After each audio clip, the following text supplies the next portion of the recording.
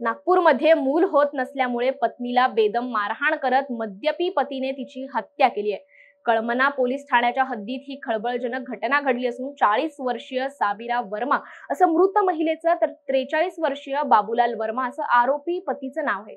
वर्मा हा मेकॅनिक म्हणून काम करत असून त्याने नेहमीप्रमाणे रागाच्या भरात साबिराला बांबूने मारहाण केली। त्यात तिच्या डोक्याला गंभीर दुखापत झाल्याने तिचा जागीच मृत्यू झालाय। या संदर्भात पोलिसांनी घटनास्थळी भेट देत आरोपी पतीला अटक केली असून पुढील तपास पोलीस करतायत।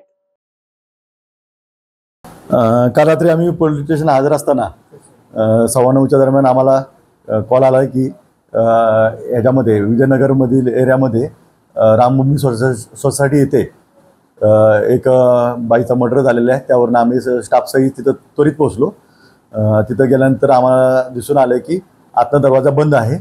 तिथं त्या बाईचा भाचा तिथं होता। त्यांनी सांगितलं की आतनं माझ्या ह्याने मावशीच्या नवऱ्याने दरवाजा लावून घेतलेला आहे।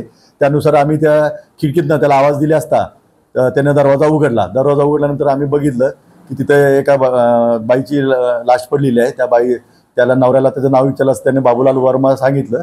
त्यानंतर त्याने सांगितलं की माझी बायको साबिरा वर्मा असून तिला मूलबाळ होत नव्हतं म्हणून मी तिला मारहाण केलेली आहे आणि मारहाणीमध्ये तिचा मृत्यू झालेला आहे। त्यावरून आम्ही त्याला ताब्यात घेतलं आणि त्याला अरेस्ट केली। त्या बाईचा तिथं पंचनामा कारवाई करण्यात आलेली आहे आणि सध्या बॉडी मिळवली।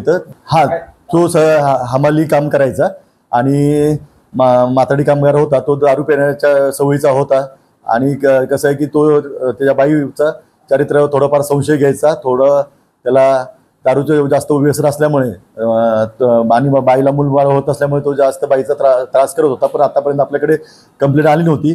त्यांची नातेवाईक त्यांना नेहमी समजवत होते। 2 वेळा ती जी बाई तिथून घर सोडून गेली होती पण ती परत आल्यानंतर हा प्रकार झालेला आहे।